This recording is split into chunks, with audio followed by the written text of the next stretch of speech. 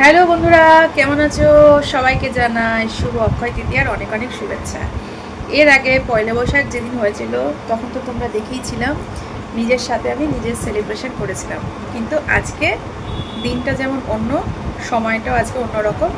আজকে ফ্যামিলির সাথে সময়টা কাটাবো এবং কিভাবে সারাটা দিন কাটাই সেটা তো শেয়ার করবোই। সাথে সকাল সকাল চলে এসছে ফেভারিট লাড্ডু। এই বিশেষ দিনে এইরকম লাড্ডু না পেলে ঠিক ভালোই লাগে না। তোমরাও নিশ্চয়ই অনেক অনেক হালখাতরা করবে। তো পয়লা বৈশাখে ম্যাক্সিমাম হালখাতরার ব্যাপারটা থাকে। আর অক্ষয় তৃতীয়ায় সেরকম কার্ড পাইনি, যদি পাইনি তো যাই হোক, বাড়ি বই একজনা দিয়ে গেল, সেটাই অনেক। তো চলো কীরকম আছে সেটা শেয়ার করি। ভেবেছিলাম একটা হালখাতরা অন্তত পাওয়া যাবে, তো যাই হোক ম্যাক্সিমামটাই পয়লা বৈশাখে পেয়েছিলাম। তো শুভ অক্ষয় তৃতীয়ার দিনে সেরকমটা পাওয়া হলো না। তো যাই হোক, বাড়ি বসে একজনা দিয়ে গেল। আর সন্ধেবেলার দিকে মিষ্টি পেয়েছিলাম, তো সেটার ভিডিও ক্লিপটা নেওয়া হয়নি। তো তার আগে একটা কথা বলি, সবাইকে আমি মিষ্টি মুখ করাচ্ছি এই ভিডিওর মাধ্যমে। আর দুপুরবেলার খাবারের মধ্যে মাটনটা অনেক দিন খাওয়া হয়নি, তোমরা আমার ভিডিও দেখলে তো বুঝতেই পারবে। তো মাটনটা কষানো হচ্ছিল, তার আগে ম্যারিনেশনের জন্য আদা পেঁয়াজ রসুন সমস্ত দেওয়া হয়েছিল।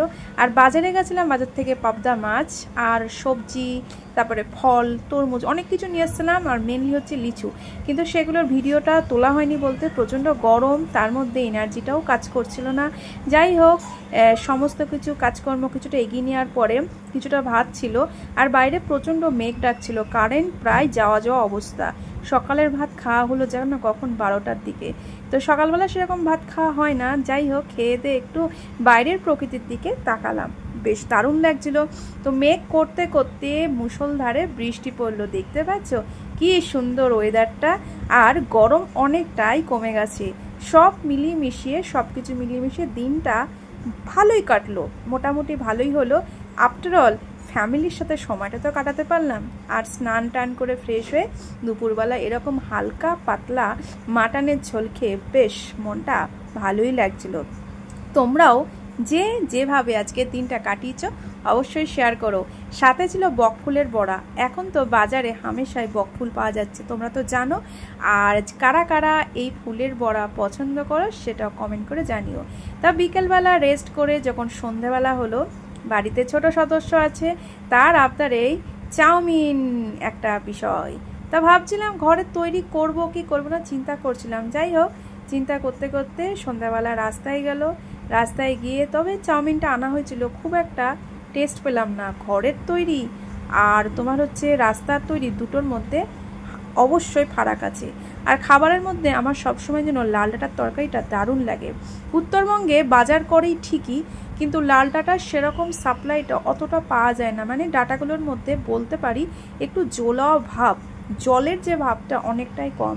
আর সেই জন্য যখন আমি বাড়িতে আসি ট্রাই করি এই সবজিটা আনার। যাই হোক, এখন যতগুলো ব্লগ তোমরা দেখবে কোনোটাই কিন্তু আমি কিন্তু রান্নাবান্না করছি না, পুরো খাবারটা সামনে হাজিরই হয়ে যাচ্ছে। বলতে পারো পরিশ্রমটা অনেকটাই কম। আর সন্ধেবেলায় এরকম একদম দোকানের ফাস্টফুডের মধ্যে অনেক দিন পরই অবশ্য চাউমিনটা আনা হলো, না হলে আমি ঘরেই ম্যাক্সিমাম করে থাকি। তো বন্ধুরা, সমস্ত কিছু মিলিয়ে আজকে শুভ অক্ষয় তৃতীয়ার দিনটা কেমন কাটালো তোমাদের সাথে তো শেয়ারই করতে থাকলাম। দেখতেই পারলে খুব ছোট ভিডিও, আশা করি তোমাদের ভালো লাগবে। সাথে ছিল একদম টেস্টি টেস্টি চিকেন পকোড়া। সারাটা দিন সত্যিই ভালোই কাটলো। তো আপাতত আজকের ভিডিও এইটুকুই। আর আবারও জানাই সবাইকে অনেক অনেক ভালোবাসা, শুভ অক্ষয় তৃতীয়ার প্রীতি ও শুভেচ্ছা। সবাই ভালো থেকো, টাটা।